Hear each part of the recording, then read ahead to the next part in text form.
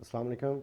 So this is a gift for the students of history, so who are studying the British history or the history of English literature. So this is for them. We know that studying history is sometimes quite boring, so this video is aimed at this purpose, that this will give you pictorial images and with illustration we'll be going through the history. So this is the first video in that episode, and it is the part 1 of the medieval age or the old English period. So it will have 5 to 6 episodes, and then we'll move to Renaissance. Now the literary maps of the British Isles and the literary map of London is here in front of you. So if you look at the map of British Isles, you come to know that it's England and Wales and Scotland, Northern Ireland and Ireland itself. So these were all the United Kingdom, and on the other side it is the map of London. So you can see the pictorial view of certain places, and these places are quite rich when connected to literature. For example, Big Ben, it is a tower clock and it's famous for its accuracy, and 13-ton bell, so it is within the central London. Then there is Bloomsbury Square, this British Museum. Then Buckingham Palace, where Queen lives, and she has been living for ages. And then Burnhill Row, the Globe Theatre, Gough Square, the Great Queen's Street, the Guildhall Yard, and the Houses of Parliament. So Parliament is right there. This is the same Parliament we keep talking about it in Gulliver's Travels and so many other works. So you can also read underneath that Charles Dickens works as a parliamentary reporter there. And John Keats' house, it is Hampstead. So John Keats was born here. It is number 11. So you can see the numbers with the pictures. So Lloyd's Bank, and T.S. Eliot worked as a banker here. The National Gallery, National Theatre. So many plays, especially Pinter's plays, were performed there. Navy Board and Newgate Prison, Old Bailey. So Daniel Defoe, Ben Jonson, St. Thomas Marley were imprisoned there. And a Royal Society like Isaac Newton describes the gravity of law of motion by sitting here. So this is the very place where he discovered the law of motions. St. Paul's Cathedral, which is famous in so many poems, and John Donne, the famous metaphysical poet, he preached in that. Then Tabard's Inn. So Tabard's Inn at 19. So this is the very inn in London where Chaucer was waiting for the rest of the people to come, and then he may start his pilgrimage. Then there is the Tower Bridge. So it is Victorian era drawing and a drawbridge, and then a Tower of London. So Walter Raleigh was imprisoned here, and Bolingbroke and so many other famous political people, they were imprisoned. So it is a jail within London. Then Trafalgar Square, it's London's main venue where there's so many pigeons, you must have seen them in so many movies. And Westminster Abbey. So this is the Poets' Corner where Chaucer, Spenser, Dickens, Tennyson, Hardy, Kipling are buried. Westminster Abbey is close to the Westminster Bridge, on which Wordsworth composed his poem, composed on Westminster Bridge, by looking at the whole society of London. So this is the complete map of London and England. So now we are talking about the medieval period. So during this period, successive waves of invaders came to the British Isles. Each group brought its distinctive culture, including its language. As the different groups fought and joined together to form what would eventually be one nation, their languages jostled one another and combined also. The English tongue evolved from the Old English to Middle English, the form of the language used by England's greatest medieval poet, Geoffrey Chaucer.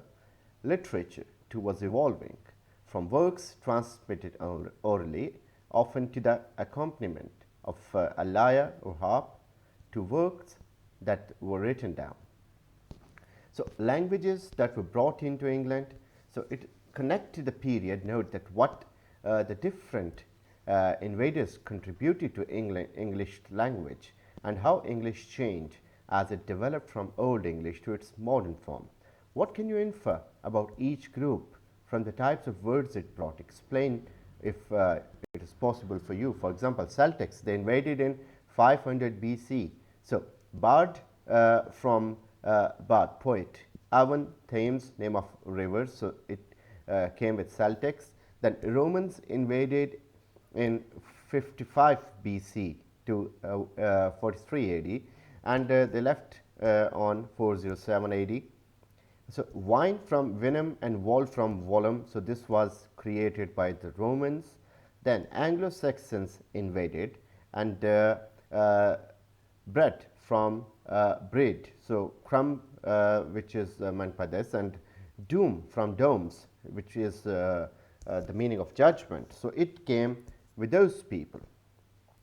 Normans invaded in 1066. So, attorney from atone and plaintiff from plainder. So, they changed the words into them, and Scandinavians invaded in late 700s and 800s and the end of 900s. So, anger from anger and ransack from ransaka. So, these words were changed into the present form by these people. So, you can see them that from where they came. If you talk about Scandinavians, so they came from Sweden, Norway, Denmark to England. If you talk about Anglo-Saxons, so in 449, so they came from Germany. So, English is West Germanic language in a way that it has effects of the German language on it. So, Romans invaded from Rome, Italy, and the Celtics, they invaded close to France, and then Normandies or the Normans, they came from France to England. So, all these nations penetrated into England, and they left their culture, their languages, and the languages combinedly developed into English language of the present time. So, the present English comes from a wide history of those conquests and invasions made by so many races in England. Now, we have the historical background. So, the Old English and the medieval periods from 449 to 1485, they came to conquer and stayed to build. First, it was the Romans in 43 AD who drove the original Celtic inhabitants into the North Scotland and West Wales of the island. Then, in 449 AD, after the last Roman troops had been summoned home to defend Rome against the barbarian invaders, a group of Germanic tribes, the Angles and the Saxons and the Jutes, crossed the North Sea and occupied the islands of Rome, the Romans had called Albion. In a short time, Angle land became England. So, Angles who came here, they named it Angleland, which then transformed to England. So, invasions, settlements and assimilations were there. So, the next incursion in 597 AD was more peaceful, led by the Roman cleric St. Augustine. He and his followers converted to Christianity. The pagans who were there, the Bible of the Christian was the Latin of St. Jerome, and they brought Latin learning with them. Then in the 8th century, the Danes came. At first, they raided and looted the towns and monasteries of the northeast, but eventually they settled that area. When they tried to overrun the rest of the island, they were stopped in 871 by Alfred the Great, now considered the first king of England. So, the Danes too converted, assimilated and gave us words like sky, skill and skate. So, these words came from the Danes. The last successful invasion of England occurred in 1066 when the Duke of Normandy in France claimed the throne, won it and became William the Conqueror. So, his great name in the English history. He brought his court and the language of that court to the country he seized, England. For some time, England was the bilingual country of the conquerors and the conquered. In his 19th century novel, Ivanhoe, set in the Middle Ages, Sir Walter Scott captures this duality. Animals are swine, oxen, and cows on the hoof, but pork, beef, and veal in the kitchen of the noble lord. Even today, we make a last will and testament repeating the same meaning in Anglo Saxon and Normandy French, respectively. So, all these words and traditions have been coming through those people. Then this feudal era in 1100 to 1485, the Normans brought more than their language to the island. They brought a form of government, social order, and land tenure we call feudalism. This is a vision of the natural and human world as a triangle of pyramid. At the peak, it is the king, and below is carefully graded steps are nobles and freemen down to the serfs who till the land. Yet all social systems are more fluid than they appear from the outside, and the feudal era in England was a tempestuous time. In 1215, a group of nobles forced King John to sign the Magna Carta. This great charter, putting a limit on the powers of the king, marks the very beginning of parliamentary government in England, which later got its strength in the time of George I. Other kings faced more violent oppositions from the nobles, and two of them, Edward II in 1327 and Richard II in 1399, were deposed and assassinated. The Black Death that we come to know in Chaucer's prologue to the Canterbury Tales, a grim name for the plague, ravaged England in the 14th century and may have killed one-third of the population, like 20 million people around London. They died of it, drained by an intermittent series of wars with France, which dragged out for more than 100 years. England was torn by a brutal civil war from 1455 to 1485. At the end of England's bloody civil war, Henry VII came to the throne, and all of the forces that had shaped the island kingdom for 1,000 years came together in a newly unified state. England was poised to participate in an incredible period of discovery and expansion. They had come, the conquerors, warriors, priests, and the knights and serfs, the outlaws and the God-fearing, the men, the women, the children, and had settled an island that a glacier had sliced off the European continent. They created a country, a language, and a literature that was become one of to become one of the wonders of the world. And now it is the language itself is a lingua franca, so it is all the time spoken in all the world, so you can speak this language wherever you go. So let's have a look on the relationship between plays and literature. So in 1399, just before he was deposed and killed, King Richard II returned to England from Ireland. In Shakespeare's version of the scene, the king kneels, touches the sacred soil of England, and says, "Dear earth, I do salute thee with my hand. So weeping, smiling, greet I thee, my earth."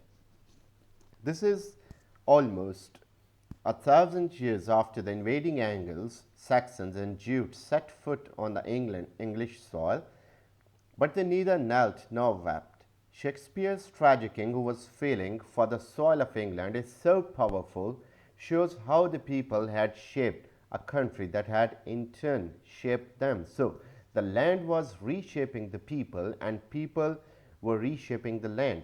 But it was those people who really belonged to England, not the invaders.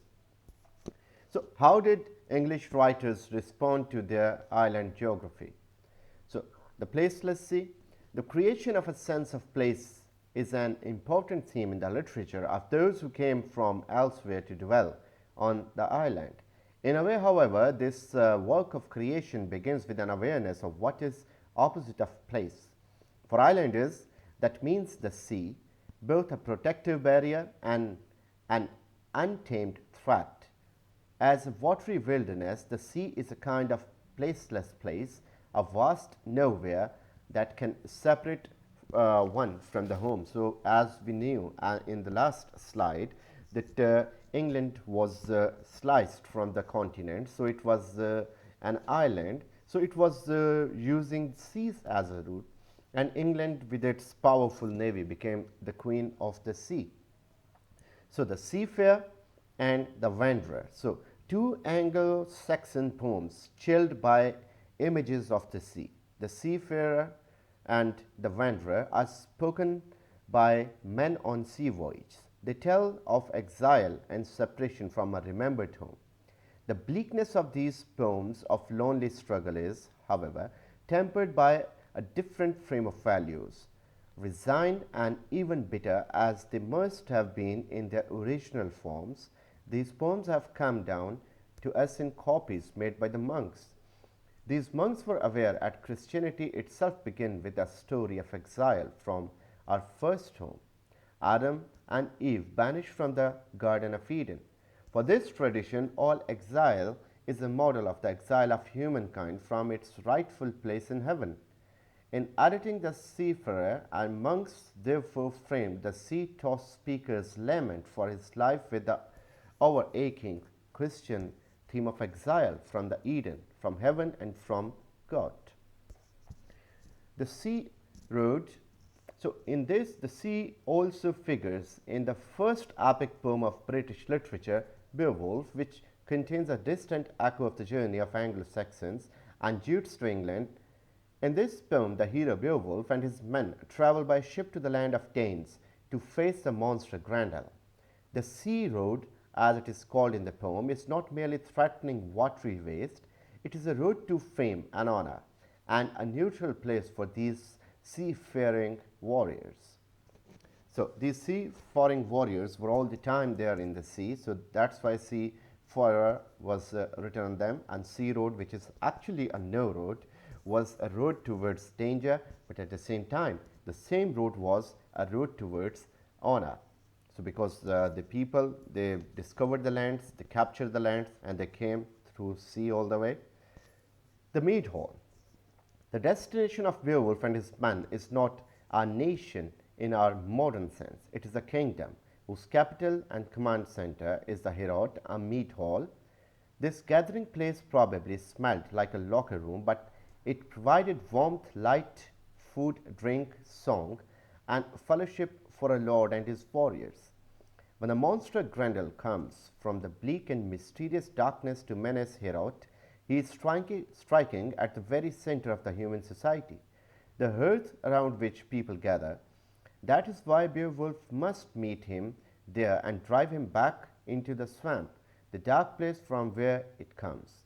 So, the story of Beowulf, from the time he starts his voyage till the time he lands in Dane and confronts the bloody demon Grendel. So, this story is all about the Anglo-Saxon period, and this is the hallmark of English literature, since it is the first poem composed, though it is not it was not then printed in printed form, but later on it was printed, and it was the most narrated tale of the time. How did literature make a nation of an island? A place of shared stories.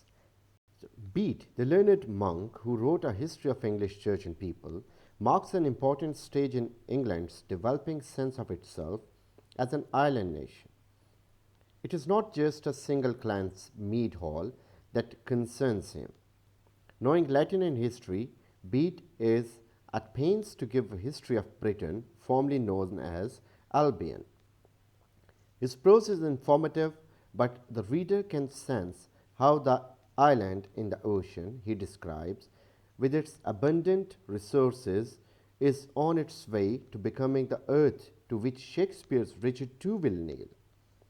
Most important, Bede is aware that his island is becoming a nation and that a place is much about its history as about its geography. What happened there is as important as where it is. A country is a geographical area with shared stories. So, it is a nation created by imagination. So, it is a nation in which imagination is there. Chaucer's Canterbury Tales, England's greatest medieval poem, is all about shared stories and a shared sense of England as a nation of different social types. These various characters are on a pilgrimage to Canterbury.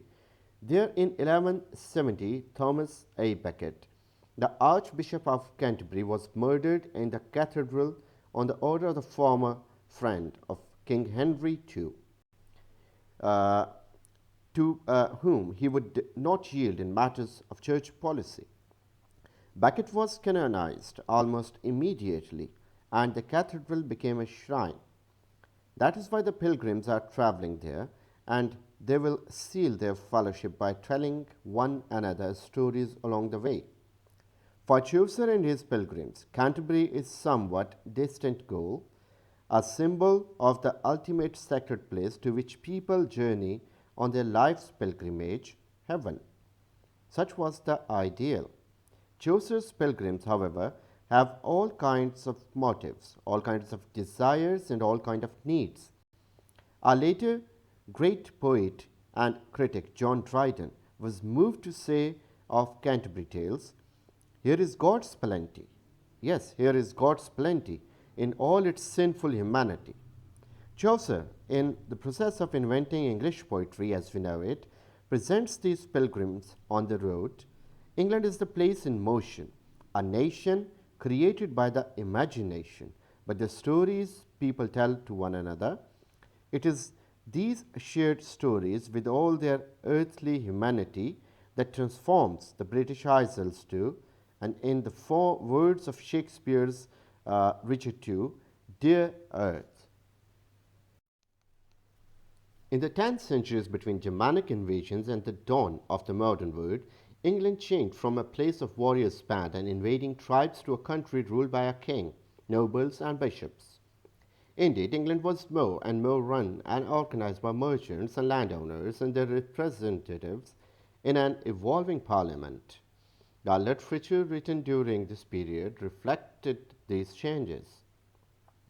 So the hero's code, so the word of the Anglo-Saxons epic poem Beowulf is that of a tribe and its leader. To become a leader, a young warrior must prove himself in battle. So Beowulf crosses the sea to aid his kinsman Horgeth, who cannot protect his people from the monster Grendel. After his victories over Grendel, the Grendel's mother, and the Beowulf becomes the leader of his own tribe. The Beowulf poet has told a rousing story, but he has also made his listeners see and feel the word of the hero in the glory and in its decline. At the end of the poem, Beowulf, with only the faithful young warrior Wiglaf at his side, battles a dragon and dies for his people. The audience knows that the poet is lamenting not only the death of a hero, but with the passing of a hero's way of life. Chaucer, at the other end of the period, provides the most complete example of the poet's interaction with his word. Chaucer's lifetime, the late 14th century, was a turbulent period in English history. The country suffered the devastation of the Black Death, and Chaucer vividly describes the plague in The Pardoner's Tale. In the preaching of John Wycliffe, the country also experienced a foreshadowing of the Protestant Reformation, the Protestant separation from the Catholic Church set in motion by Luther in the early 16th century. Wycliffe was influential because there was a growing discontent with the shadowy wealth of some churches and monasteries. The prologue to the Canterbury Tales, and that we meet a number of characters who are in one or another form of religious orders. Their sometimes questionable behavior suggests the controversy that would lead to the Reformation. The poet, however, does not rant, rave, or preach about social phenomena like corruption in religious orders. Instead, he shows us characters like the monk who spends more time hunting and feasting than praying and fasting. In 1381, England was shaken by the peasants' revolt, in which farmers and laborers demanded a greater share in the wealth and governance of the country. King Richard II put the rebellion down brilliantly, only to lose power himself 18 years later. London, originally a Roman settlement on the banks of the Thames River, had by this time grown into a great city and a center of the international trade. Part of this tumult and change involved the urban middle class replacing the feudal knights and serfs. Chaucer himself was a member of this newly rising group and is one of his most memorable characters, the wife of Bath. Writers deal with the social institutions and phenomena, but not as sociologists. Writers want to show what those trends felt like in a human heart, how they made a face change, how they brought strangers together and drove lovers apart. Readers are often left to figure out who or what is to blame. So, the turbulent history of the later Middle Ages is contained in Chaucer's pilgrimage in between the lines. King Arthur and the Knights of the Round Table. Maybe you first encountered them in a book, a movie, a comic strip, or an arcade. These stories have been told reverently or irrelevantly for over 1,000 years. These tales, in other words, are traditional. They have been handed down. The word tradition comes from the Latin traditio, meaning to hand over, to transmit. Tradition in literature, however, does not simply mean what a writer inherits or has handed down to him or her. It refers to what a writer does with what is inherited or handed down. So, the King Arthur stories then are a kind of bequest from the past. So, it is a kind of legacy. So, different authors accepted this literary inheritance but decided to use it in different ways. For example, the poet who wrote Sir Gawain and the Green Knight has his knight hero submit to a series of tests that teach him something about himself. The tests come from an earlier folk tales and romances or adventure stories about knights, and the poet weaves them into his seamless soul. Sir Thomas Malory, writing in the 15th century at the end of the age of chivalry, uses Arthurian legend in a different way. In his book Mort d'Arthur, that is, Death of the Arthur, Malory gathers many legends of Arthur and his knights to write an elegy or farewell to the era of knights. So the era was almost ending with the era of King Arthur. The much earlier Anglo-Saxon epic Beowulf also ends a note of farewell, with the dying hero deserted by all but one faithful follower. It is easy to imagine how this glory grew in the retelling. Perhaps in the earlier recitals, the hero sails across the sea to rescue his besieged kingman and kills the monster Grendel. Then, as a new audience want to hear more exploits, he must pursue and kill the monster's mother as well. Still later, in an episode added by another teller, he meets his own fate in a battle with a dragon. He does kill the dragon, but he is also injured and is killed. Finally, the monks or monk who copied the tales after it further, adding Christian elements from their own tradition. Geoffrey Chaucer is the supreme literary artist of the English Middle Ages because he is both most indebted to traditions and most committed to creating them. Consider the idea of his major poem, the Canterbury Tales. A varied group of people are thrown together and they agree to tell stories to pass the time.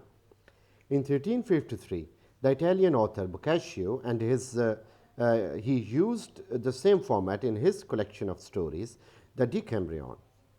Boccaccio has a group of aristocrats flee to a castle to avoid the plague and agree to tell one another 100 tales. Chaucer knew Italian literature and the work of Boccaccio.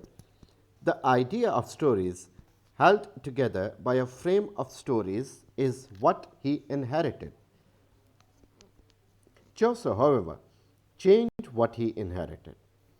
His pilgrims reflect almost all the levels of society, from the knight to the miller.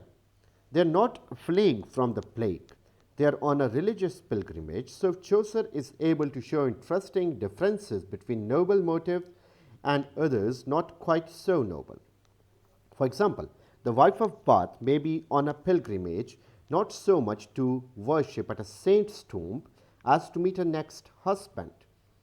Chaucer also uses each tale to reveal something about the teller. Chaucer not only reinvented the framed story, he also reinvented a French verse form to create the iambic pentameter line that would dominate English poetry for hundreds of years. Chaucer knew the 10-syllable lines and rhyming couplets used in French poetry. With the instinct that comes only with the real genius, he adapted that form to English.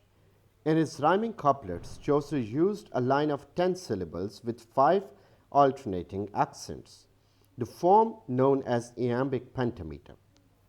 This new form, when rediscovered by poets in the 16th century, became one of the most enduring traditions in English literature.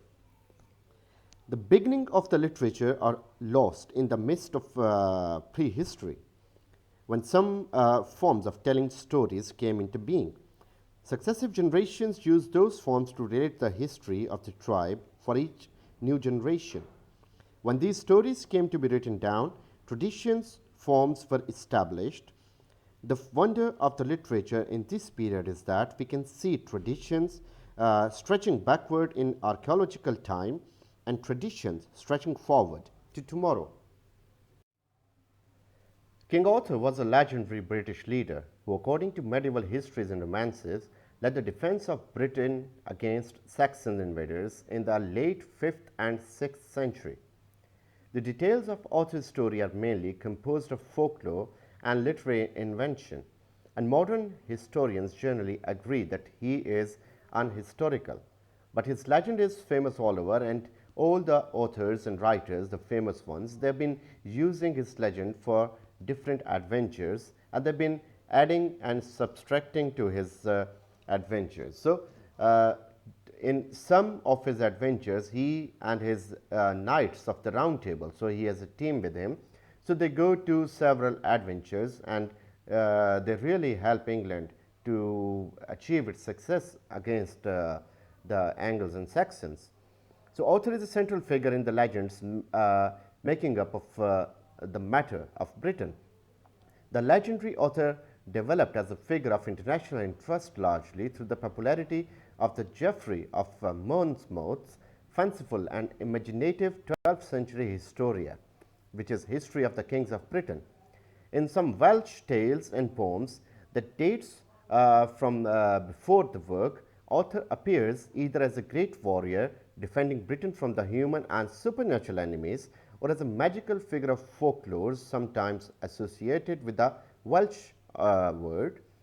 So, how much of Geoffrey's Historia was adapted from such earlier resources rather than invented by Geoffrey himself is unknown. So, what we know about him is that he was a legendary king who helped England in saving it from the invaders. The next video in this series is about exiles and their heavenly adventures. So, since the people of England, they believed in this thing, that exile was something noble thing, because Adam and Eve, they were exiled from heaven. So, in this way, people also exiled in search of fame and honor, like Beowulf himself, that he suffered the dangers of the sea in order to earn a name and kill the monster. So, he eventually did this. So, exile is honorable. So, we will be talking about the medieval works that are written on exile in part 2 of this series. Thank you very much. Subscribe the channel and please share the videos.